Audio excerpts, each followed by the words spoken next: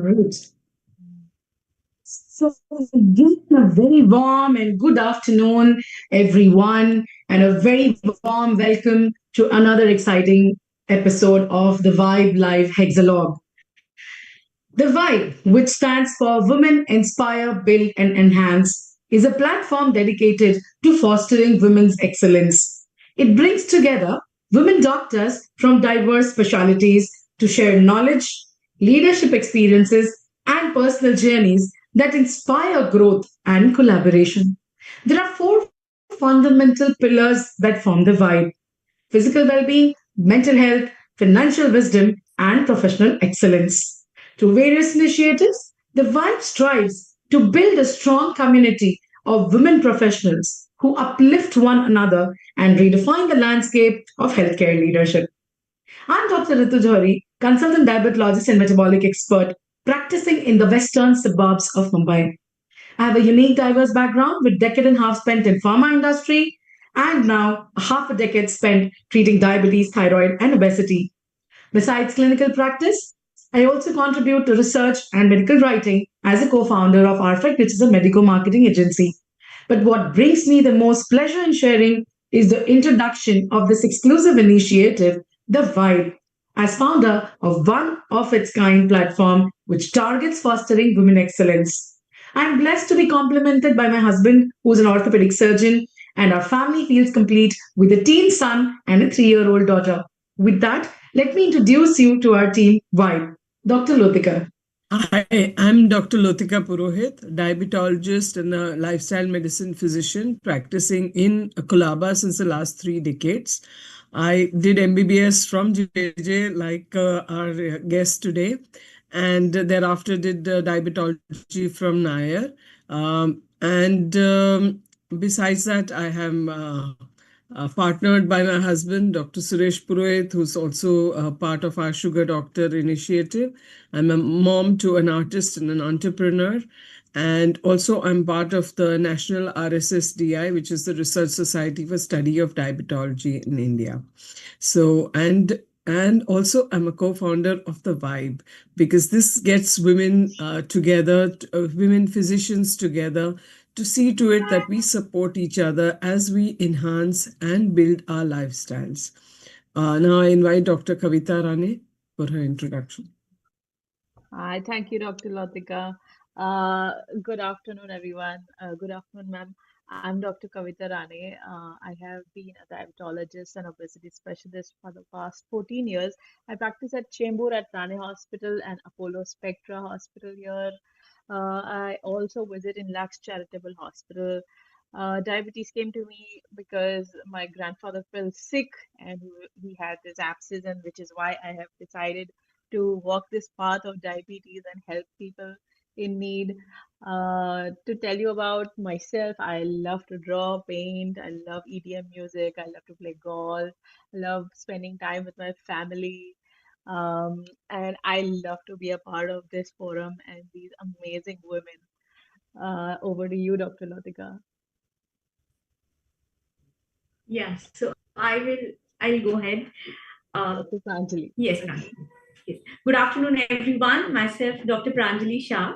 I am Director and Chief Diabetologist at AB Diabetes Clinic.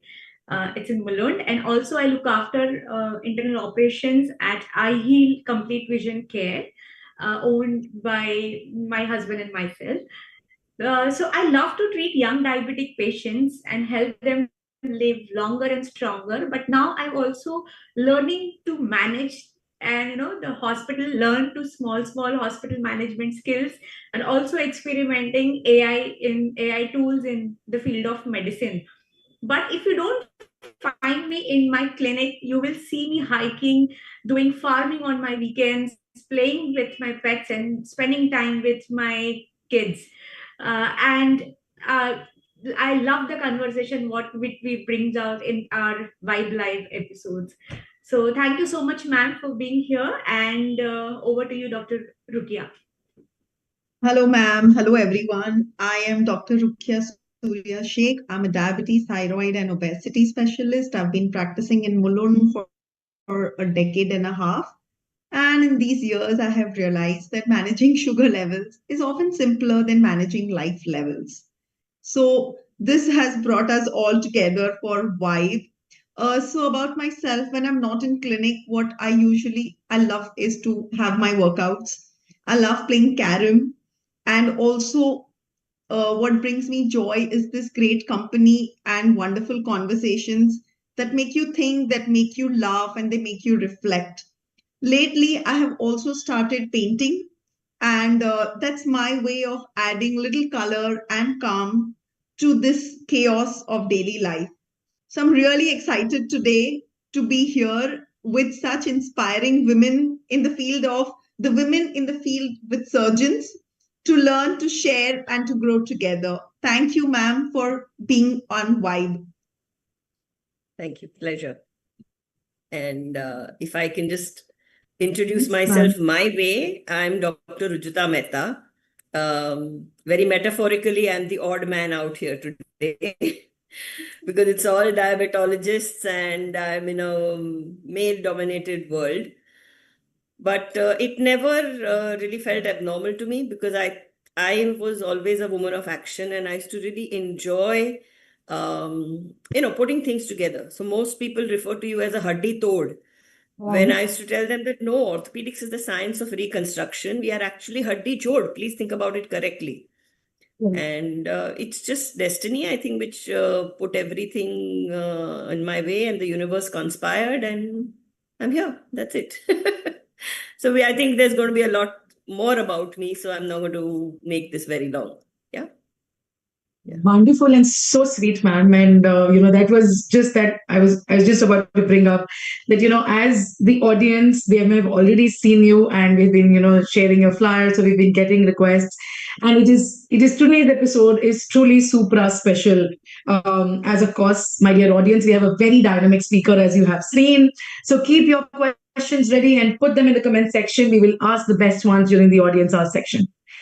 Now, just to say about ma'am, looks can be deceiving, and this one truly personifies this phrase. A woman who's so sweet, you can see it, a woman who's so adorable, so lively, but a woman with a hammer, a woman with grit, a woman with strength, a woman with a purpose. The one who shattered the old school myths and aced the field not only commonly tread by women, which is orthopedics. So, a hexalog with Dr. Rujita Mehta, I invite all of you to have this honor along with us to hear the woman who displays extreme strength, profound knowledge, and astounding zeal for life.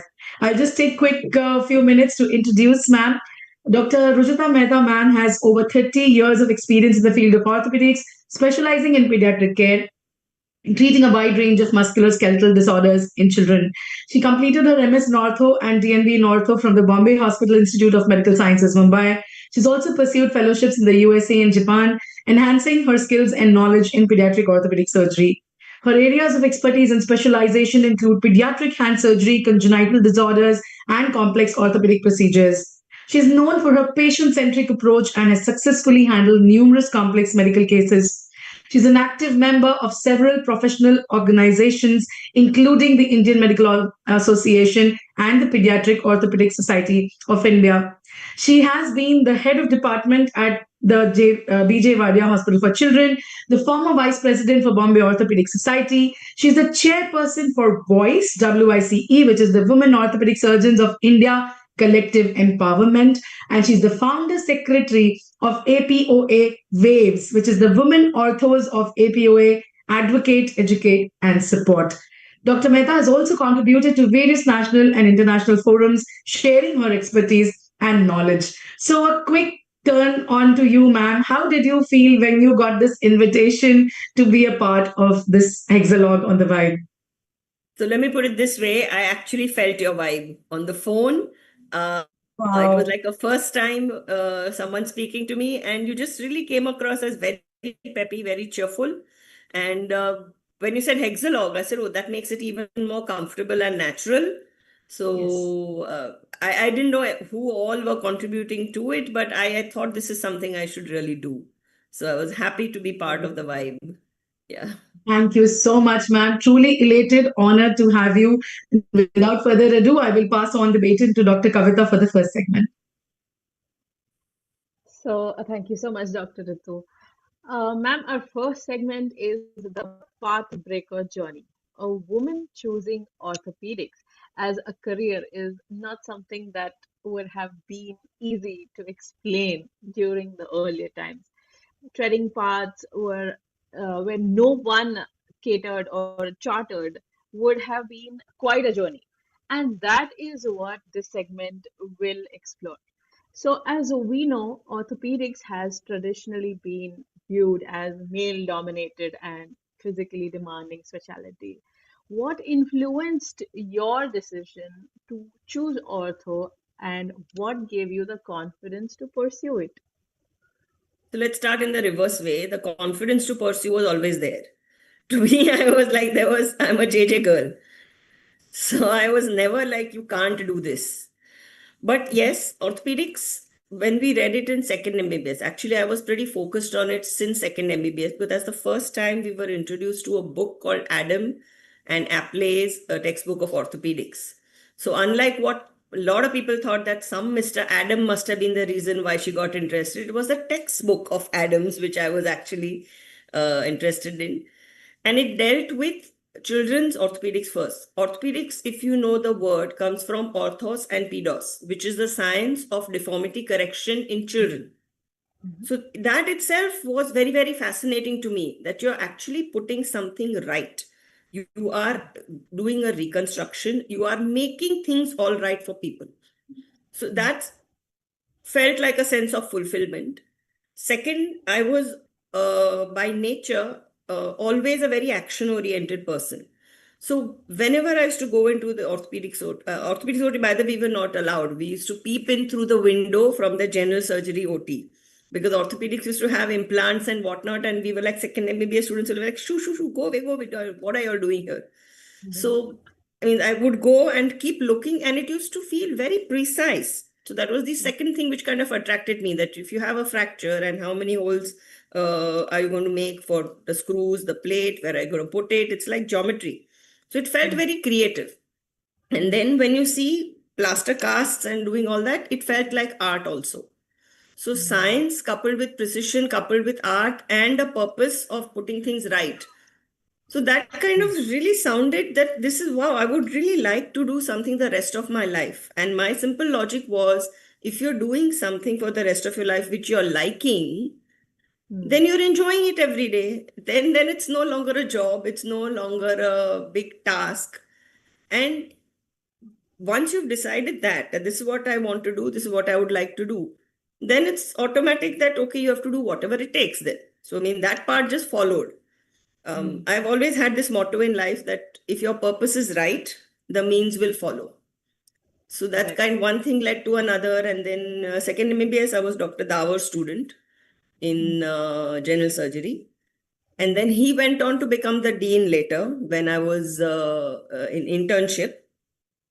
And I was again posted in third MBBS in his unit, and again, luck by chance in internship again in his unit. So I would just take time off from them. I would finish my ward work and tell them, so may I go and see an ortho? May I go and attend the emergencies? Because reading a subject is very different from doing it. So I would want to keep on having that practical experience so that I'm not making a wrong choice by the end of it.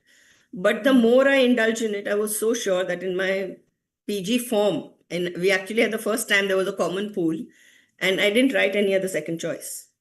All three choices that, like, my batch still calls me at all reunions, ortho, because I was the only one who wrote the same choice of subject in the PG form. And they'd actually thrown it away, thinking that how can there be a girls' form in a boys' line? But since Dr. Dawar was by then the dean, in the common pool interview where all the KEM, Science, Nair, JJ people were sitting together and they were sorting out the forms, he actually got it back. Because he said, no, I know this girl. She's been my PG student. She's really been serious about it. And we were all waiting outside. We didn't know what was going on inside. So universe literally conspired. And then I kind of got the orthopedic seat, which was the last seat which was available at that point. That is amazing, ma'am, which means that your confidence was there to begin with only, that you are so focused that you don't have anything to fall back on, or you didn't need anything to fall back on. Your choice was very Yeah, I was very clear. clear. That is what I want to do. If not this, then nothing else. So, Yeah, that is just amazing focus, ma'am. So, during your training and early years of practice, what challenges shaped your professional growth as an orthopedic surgeon? so firstly, people didn't believe it. The whole of JJ was abuzz with this controversy that there's one girl who's just gone mad. She refuses to put any other choice. She's never going to get anything. Just watch. She'll come back as the CMO. One was disbelief. Second was even when I got into Bombay Hospital, that was the first year they started an MS Ortho in Bombay Hospital. Personally, a lot of my colleagues and even I was a little worried that if I'm getting into a private hospital, how much hands-on will I really get? But when I look back, I think it was a blessing in disguise because I got the best of teachers. I got to see the best of surgeons. I got to learn a great bedside manner. And even though all the boys who were senior to me literally troubled me, I mean, some of them are my best friends now, so I won't take names. But, even the small little things which happen during residency that they'll give you extra workload, they won't let you go home, they'll give you extra calls. Yeah. Unit, and they tried their level best to get me out in 6 months. But they didn't know that. I mean, that's just not going to happen. So Yeah, you truly held on to your vision, actually. That's amazing. once you're sure, I mean, I don't think that you should let any such small thing really, focus on the trees, not the woods, is what I used to always believe in. That is amazing. It's far sight, truly far sight. Were there mentors or defining experiences that reaffirmed your decision to stay and build long-term career in ortho? Any example you would love to share with Yes, us? most certainly. I think the two best mentors that I had in the very first posting of Bombay Hospital was one was my head of department, Dr. C.G. Pradhan, who was a complete lionheart, very, very tough man on the exterior, but an absolute coconut and very soft-hearted and very, very compassionate towards patients at his heart. And the other one was my teacher, Dr. J. Sitara Purwala, who also had a great love for hand and pediatrics. And even I mean, since I read Adams, pediatric orthopedics used to feel like the absolute ultimate frontier to me.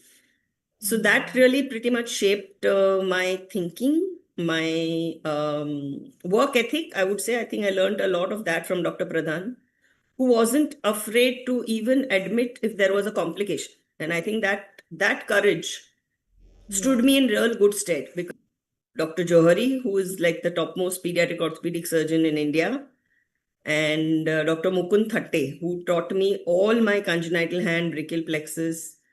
So I think life has really blessed me with very, very good people on my side. So all the difficulties notwithstanding, these were the real gems that I would always cherish as my mentors.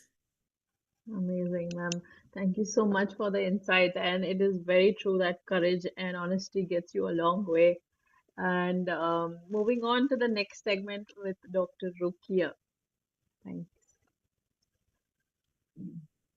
Thank you, ma'am, and for telling us that how focused you were from your second MBBS. That ortho it is 1, 2, and 3 all options only orthopedics, and no two ways about it. So that doesn't leave much questions about it. But what I will be asking to you about this segment is more about the shift to the pediatric orthopedics. You are indeed a powerful outlier.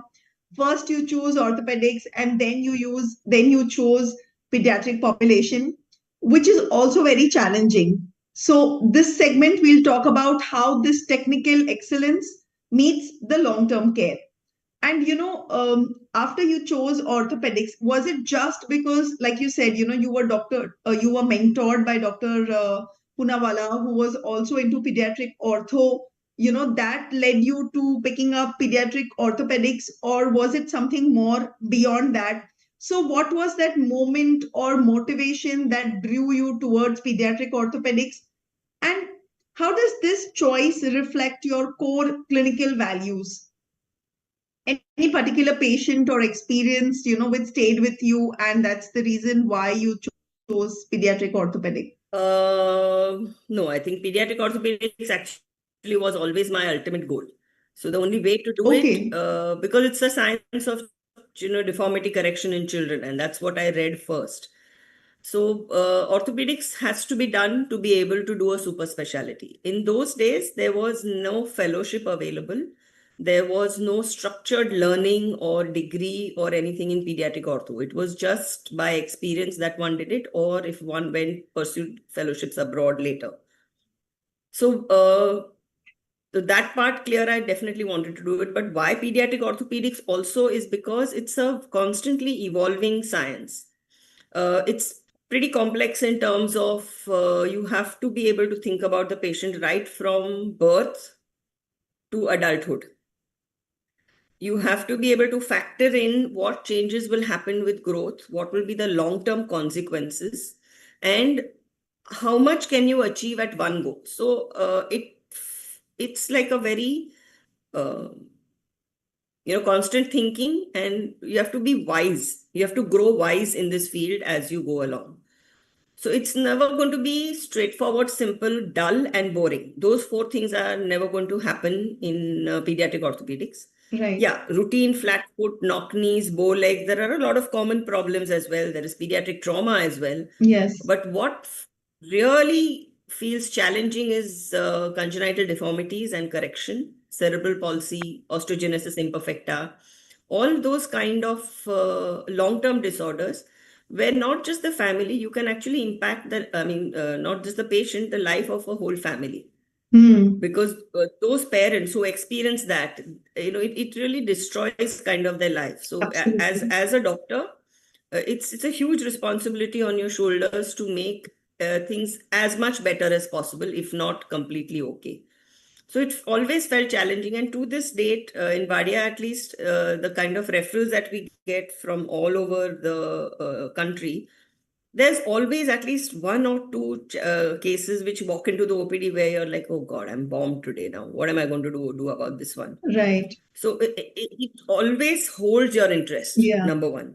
Number two, there's a lot of planning and social factors also which you have to bear in mind.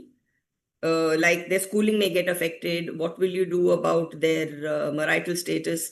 Because in India, and that's a subject close to my heart now, most of the congenital deformities, the girl child will always be brought late for correction, when they could have easily been picked up early. So it's like, for example, DDH, where the hip is a deep-seated joint. If you really have a robust neonatal screening program, if you have a robust NICU care, vaccination-related care pathways defined, then you may not need surgery for DDH if we really work over the next 5 to 10 years, like Denmark did. Okay. They actually brought down the incidence of late presenting DDH.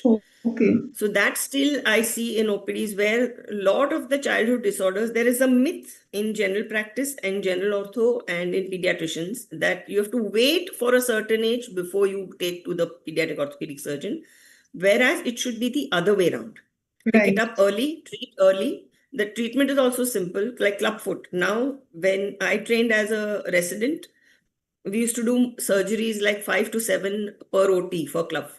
Now, clubfoot treatment is pure OPD basis, serial plasters, and a minimal percutaneous tenotomy. So that has also changed. So it's so much better for the child. Yes, So- absolutely.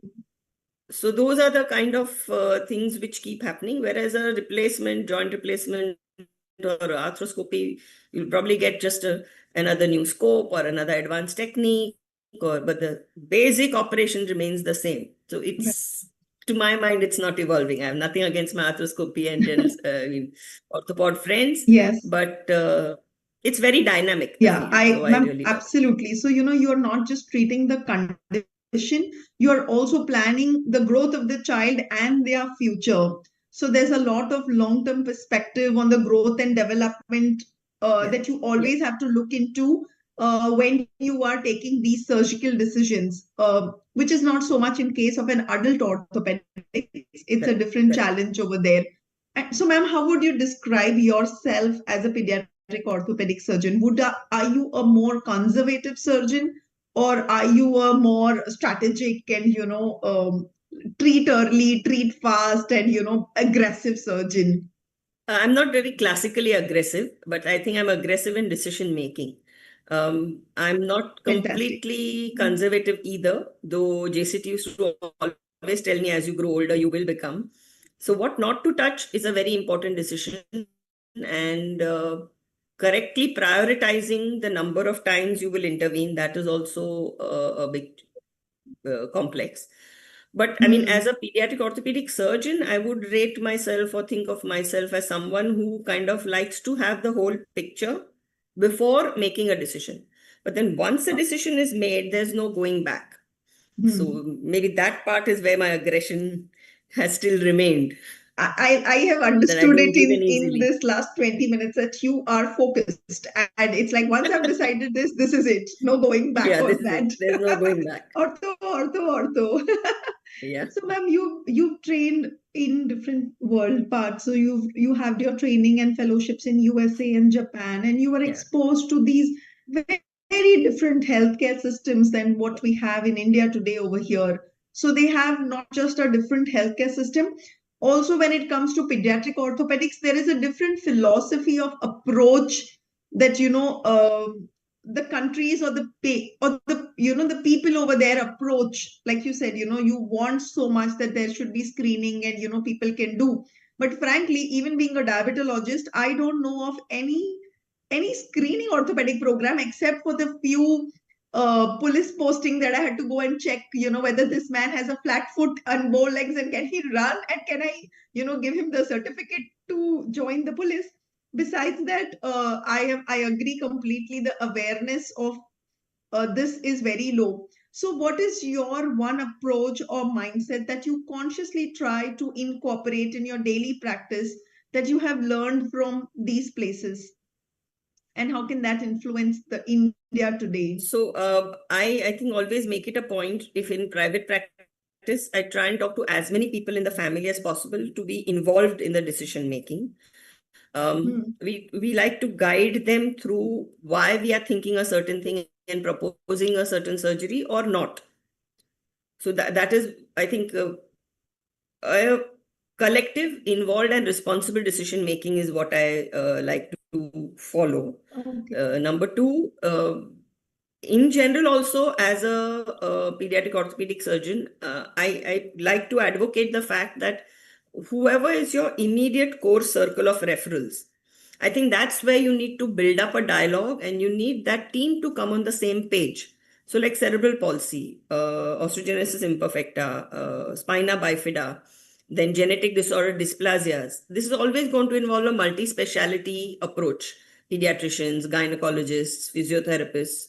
So you all need to be working together. And sometimes here what we don't have, we have in our healthcare system, we have plenty of choice.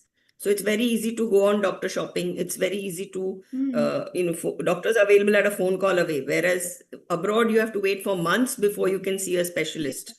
The financing, the scheduling of surgeries is all pretty much insurance based as compared to a wide variety, and every strata of healthcare is available with the best of care. So even if you have a most complex surgery, you could still get it done at a place like Wadia at very affordable rates with the best of expertise. Or you could go to a multi-speciality private hospital and still get the same care. Whereas abroad, that's going to differ a lot. It's always going to be depending on the insurance system that they have and the referral pattern they have. But here, I think that is very, very good that we are able to cut across barriers. If we need to, then you can always form your team. You can always have various platforms like such as yours. I think that's a very useful platform to build up awareness about some of the rarer problems. Since I'm involved with Pediatric Orthopedic Society of India, during the COVID pandemic, we actually put together a DDH care pathway, and that's published also now in the IAP journals, in the orthopedic journals. So at every vaccination schedule, it's just a 2-minute examination of the child's hip, so that you can pick it up immediately. If there is a problem, you can refer. So every disease can then be, at least the commoner ones, can be through our academic associations. We can form care pathways and have different health systems follow the same. So there's lots of work to be I think it's not going to be an easy road, but there's still work to be done. Yes, ma'am. Awareness is very important, and it's just the education which is going to go a long way. Thank you so much, ma'am, for this wonderful segment about pediatric orthopedics. And over to you, Dr. Lotika, for the next segment. Thank you, Dr. Rukaya. It's really very nice, Ruchita, to see your progress from how I know you as a student and now to see you in various leadership roles. You have been the head of department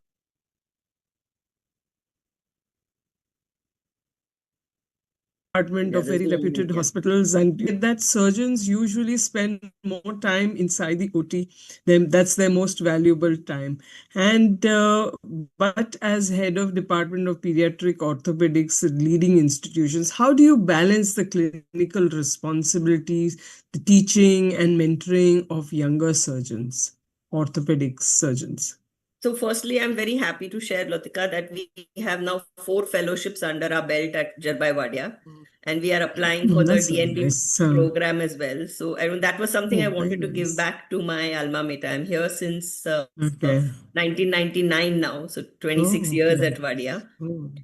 And teaching, a lot of the didactic teaching we do at night on Zoom. I have a very good, strong team here of 5 men under me. Wow, what a dream. But they are all great in their own fields. Plus, there's a lot of hands-on teaching that happens during the OPDs and the OT. Then we give them projects, we make them prepare certain topics or research papers and things like that. And the rest of the time, I spend a lot of time at Wadia, but the rest of the time in the evenings is private practice. So whatever comes your way. And if there's a particular challenging case, then I think 2 of us get involved in doing that. We conduct a lot of BOS courses. I've presented quite a few papers at a lot of conferences. So I think it's all interlinked and it slowly builds. But clinical care versus teaching, I think it's all equally pleasurable. So I don't think it's not doable, but yeah, it does take a bit of a lifestyle disease toll on you. And think this webinar I'm going to use as big reminder that I've been talking to 5 diabetologists and I'm not looking after myself. So it's a good reminder for me as well. Yes, it's very important to look after yourself also. Yes, lifestyle and stress need to be managed for sure. That is first, yeah. So these and academic forums like POSICON, YROC, how do you see pediatric orthopedics evolving in India over a period of time? So POSI actually now is, it started when we were students in 1994. I was still training in MS when the first meeting was held in Bombay Hospital under the chairmanship of Dr. Tara Purwala, and Dr. Johri was the secretary. It's really grown from a body of around hardly 50-20 people to almost 600-700 members now. And I was the organizing secretary for its Silver Jubilee as well in 2019. Going forwards, I think we still have a lot of underserved areas in India where we could make a huge difference by having focused expertise in the field of pediatric orthopedics. So that what we try to do is when we take in for the fellowships, we try and see if there is a particular candidate who has scored well, but at the same time is going to go back to an underserved area. We also have a rural fellowship under the POSI umbrella. And we have built a lot of international collaborations as a body in Pediatric Orthopedic Society of India. Where you have a POSI Canadian fellowship, you have a POSI BISCOS, means British Orthopedic Society fellowship. So our own students then who have been good, they can train for a certain time there and come back.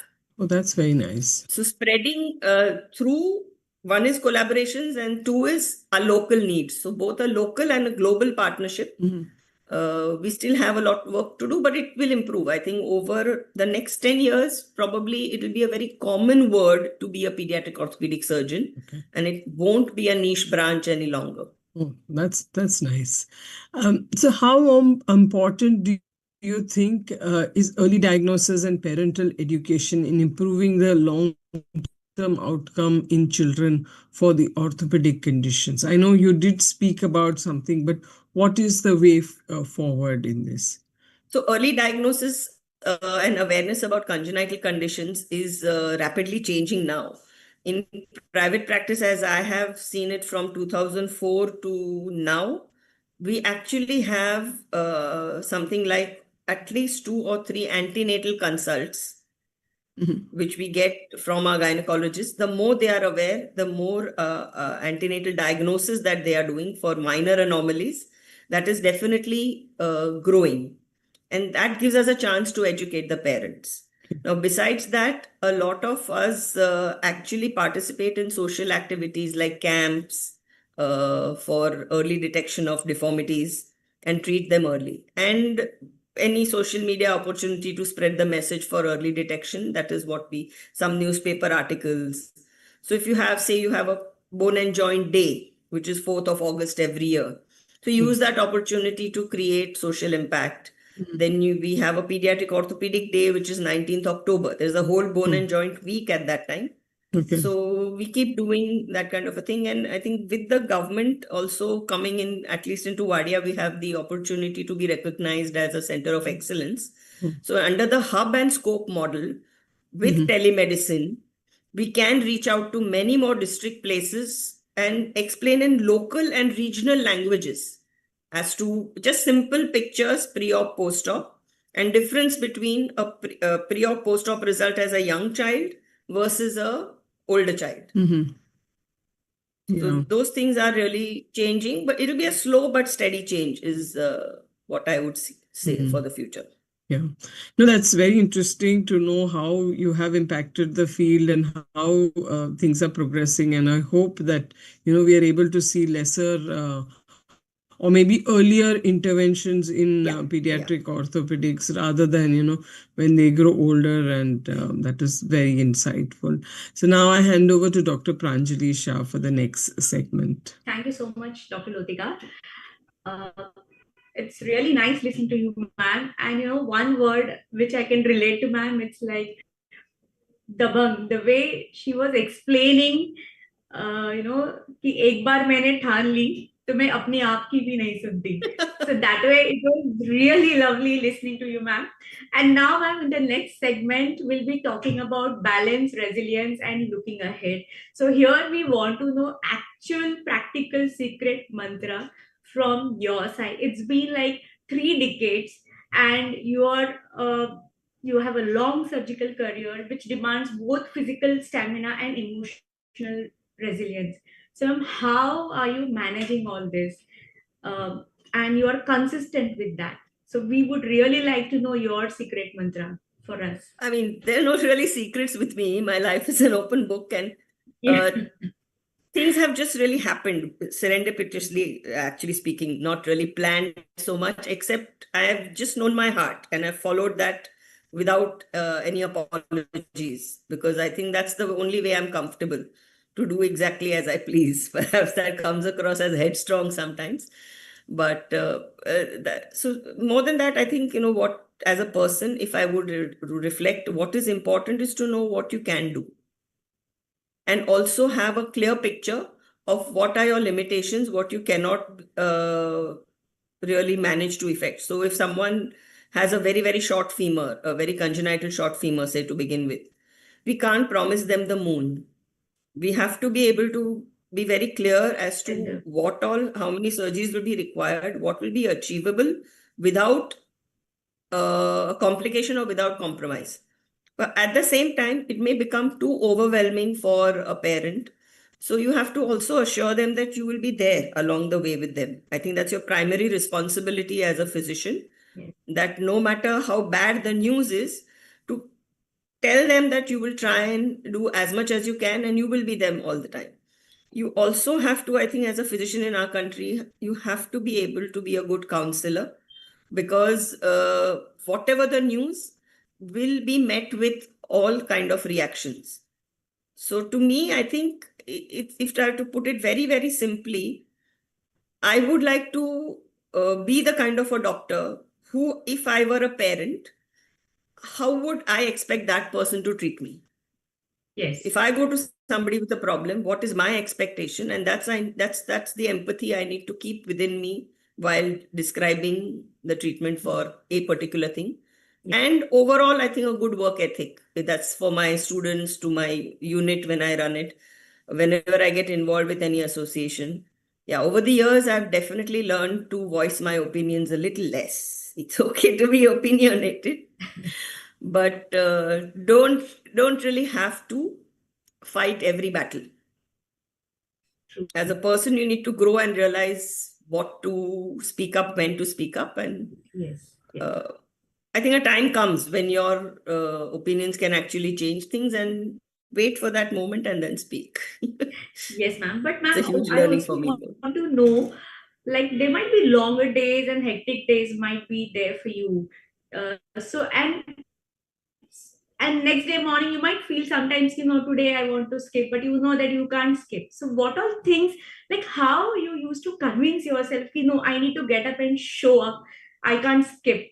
So that motivation, like sometimes we have a longer days, hectic OPDs, we feel nahi yaar, let's skip, but still you show up.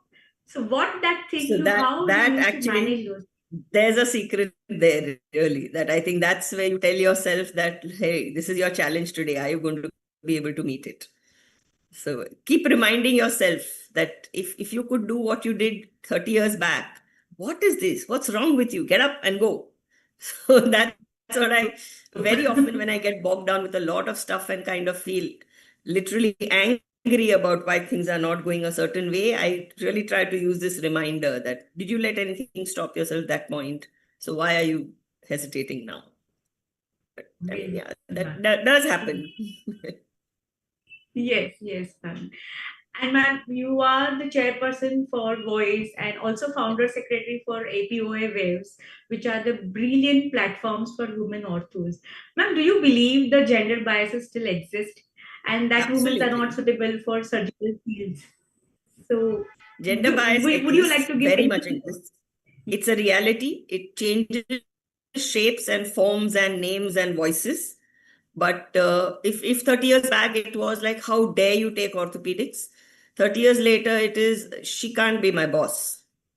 So it still has different manifestations, and that's only human.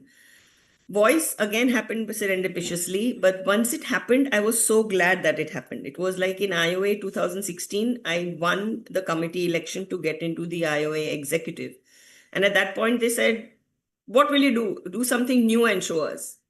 And we had in the Golden Jubilee IOCON, which was like 50 years, we knew 50 names of women in orthopedics. My PG teacher, Dr. Tara Purwala's PG teacher, actually again hails from JJ. She's no more late Dr. PK Mullah Firoz, but she was the one who had laid the foundation for Children's Orthopedic Hospital Haji Ali. Okay. In 1930s, 1936 and 1940s. So then we created an award to honor her memory, because she was actually the first lady in India to be in ortho. Oh, wow. Then there were a few here and there, so we kind of collected everyone. Then in 2016, when I became the executive member, we put together Voice, and therefore we called it Women Orthos of India Collective Empowerment. Today, we are 570 members, but the strength of the Indian Orthopedic Association is 15,000. So we still pretty much are a minority. Then we created a special session in every IOCON for the women. And through that, I discovered such a lot of young, talented girls who now came up. So, and they win that award for in PK Mullah Firoz's memory. And the bonding that has created, the support system that it has created, that if ever anybody feels let down or being ostracized or facing a gender discrimination, we are able to help them out and help them cope with it. Because sharing stories, sharing experiences, all that changes their perspective as well. And when they see senior role models who already manage to navigate those challenges and get somewhere, that helps them. Again, during the COVID pandemic, it was just fortitude that someone told me, if you're sharing Voice, why don't you represent in the Asia Pacific? And then I went on to be the founder secretary and then the chair also. So there again, through the different countries, we realized that the experiences are almost the same. no matter how educated the country is, no matter how forward it is, right from Turkey to Australia to Japan to Korea to Abu Dhabi, the stories were almost parallel. So it's like we found a sisterhood. And again, through that, empowering each other, I think the slogan is also lift as we rise. So always get someone up with you, not just yourself. So I enjoyed So that. now, what Enjoyed one that. message would you like to give for young women doctors who are planning to choose surgical field and especially ortho? So we've run some programs, webinars to encourage them in ortho. So I think the first clarity we need to give them is you need to choose a subject of your interest, which is going to be practical for you. I'm not saying everyone needs to be like me. It's not always heroism, but you need to be practical. You need to be clear, and you need to be also, very real in expecting that every field will have some challenge. You can't say that just orthopedics is going to have a tough life. If you do gynecology, if you do ophthalmology, if you do dermatology, it'll be different challenges, but it's always going to be there. And there's no substitute for hard work and a good work ethic. So those things I would definitely want the girls to don't expect life to be a bed of roses, but earn it, work for it. And if you have a problem, discuss it. Feel free to open up and accept your limitations as well as see what you can do about it. Try to turn an obstacle into an opportunity. If you're really have this kind of an attitude, I think then life cannot stop you, no matter what field you are in. So Exactly, yes, ma'am. And thank you so much for your inputs, ma'am. It was lovely talking to you, ma'am. And now over to you, Dr. Ritu, for the next segment. Thank you. Thank you so much, Dr. Pranjali. And I think, ma'am, this 1 hour is going to be so less to speak to you. We are already, I'm sure our audience is also in love with you so much as we are.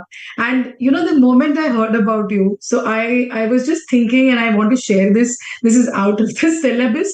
But as a child, I wanted to be an orthopedic surgeon.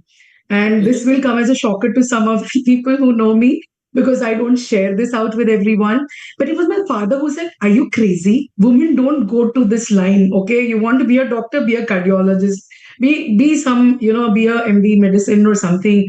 You can't do this. This is not your job. It's a man's job. You can't go around with a hammer."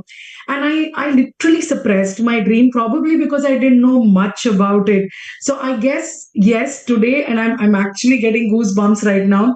Somehow the world manifested. I ended up marrying an orthopedic surgeon. So I'm really happy that at least I got to be that. But today I am so proud that if tomorrow my daughter happens to wake up and say, "Mom, I want to be an orthopedic surgeon," I will have role models to say that yes, this is doable and you should pursue your dream. There's nothing that can stop you.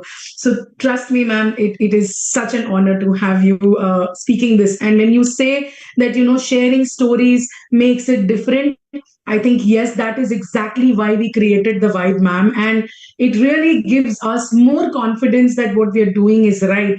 Because when you start something new, people will always be like, "Oh, what is this going to do? What is this all about? How does it matter?" But I think it does. Any movement that begins with small steps.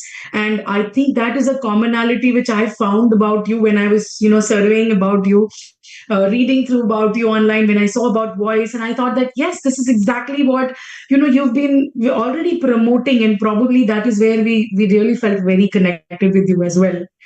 So quickly, I have two audience questions.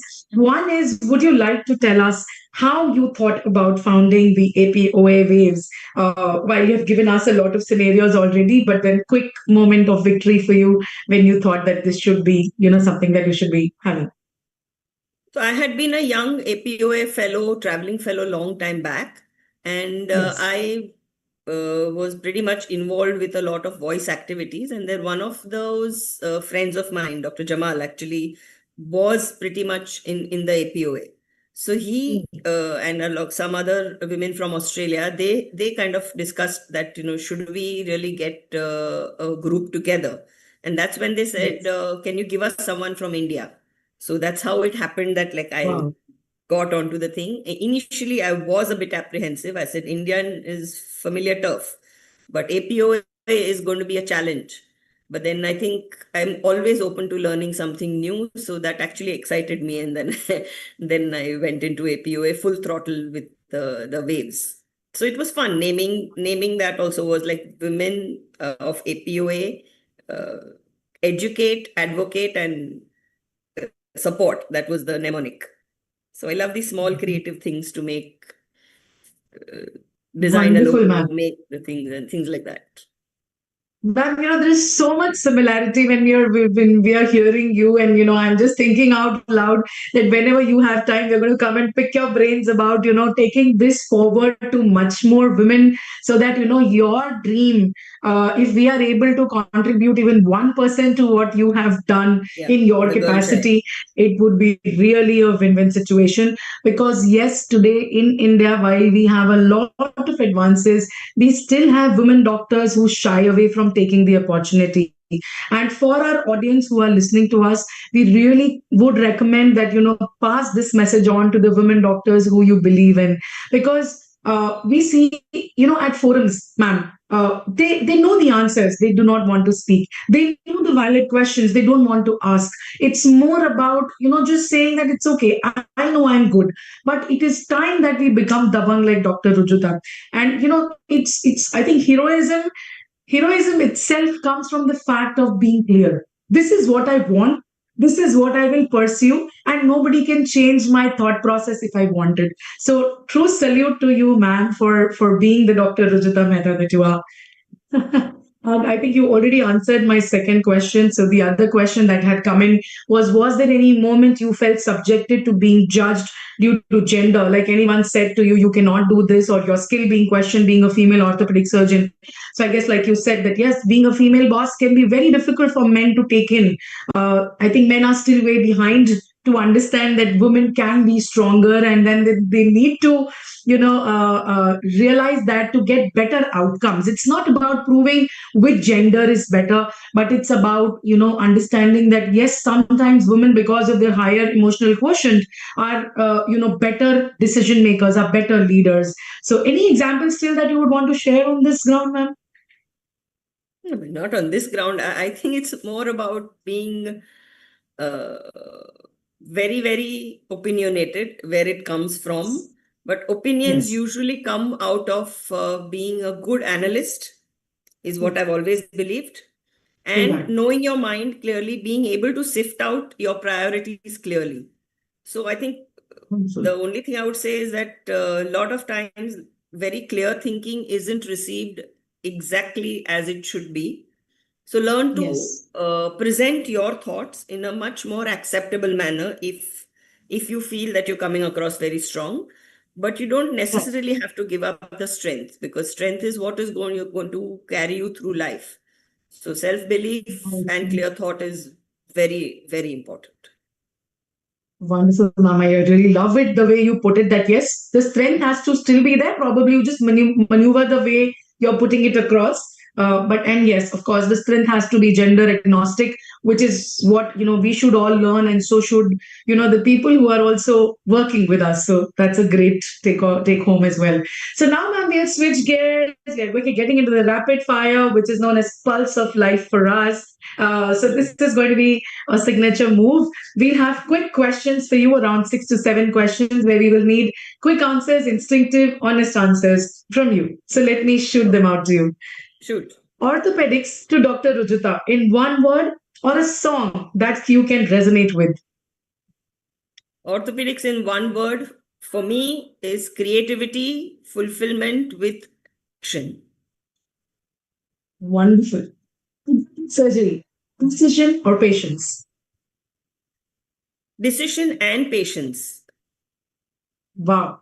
One misconception parents often have about children's bone problems.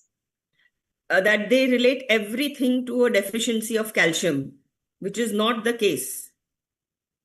True that. So a very good takeaway even for our general public who's listening to us. Then the next one, teaching or operating, which do you enjoy more?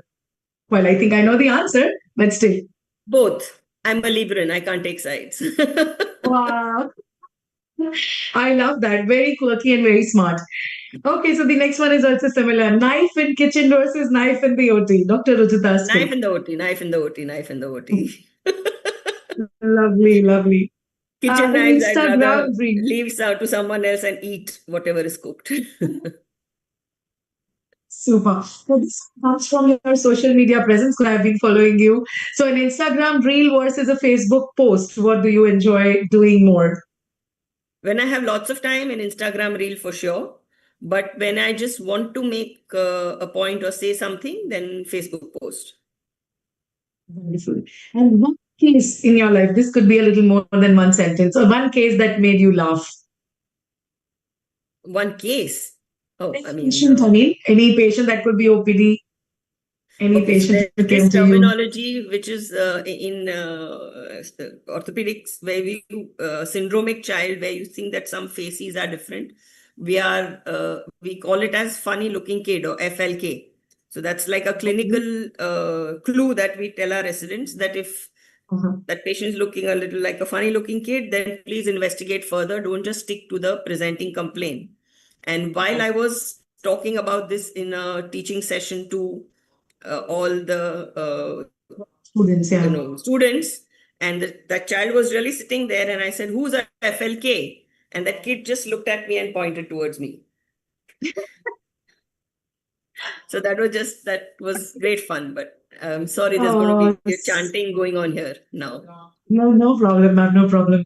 That's such a wonderful point that you mentioned. And I think I was just transported into your space when you were talking about the example. I felt as if I was a part of that session and I was seeing that kid, point out towards you. Thank you so much. That's been so brilliant. Wonderfully answered rapid fire. You were really on fire, ma'am. So now I pass on. I hope you had fun too. Yes, I did. With us. Oh, great. So now I pass on the baton to Dr. Lotika for closing.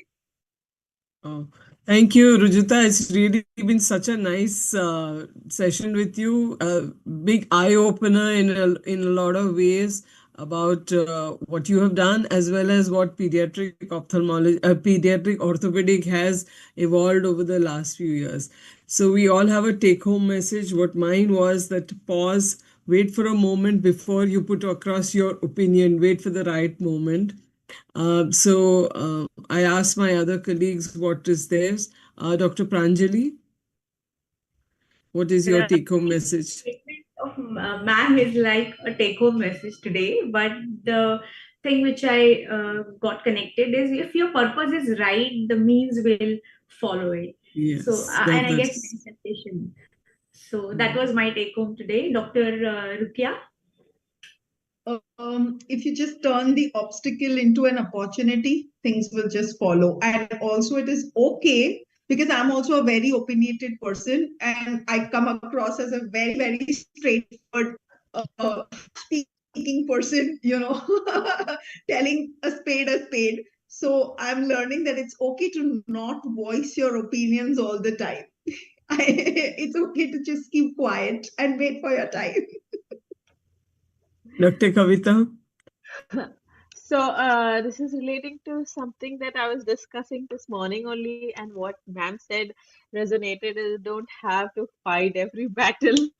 And it is really happening in like real life. I can totally relate. I understand what it means. I understand choose your battles. You don't have to fight every battle. And letting go is also something, even if you're opinionated, even if you want to correct it and like injustice, you can still just hold on.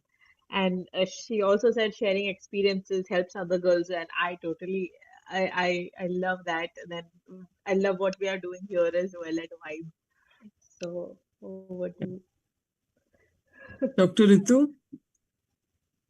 Ma'am, I would say I cannot put it in a sentence of what I got from you, but I think what my take home is that, your entire way, way you have conducted yourself, being a woman who wanted to be an orthopedic surgeon, no matter whatsoever, whoever thought, you stayed focused, you pursued what you thought about, you continued excelling in the areas which you had a passion for. And you also mentioned that, when you have some passion, then it does not look like a work. It does not feel like a burden to you. You feel like contributing even more.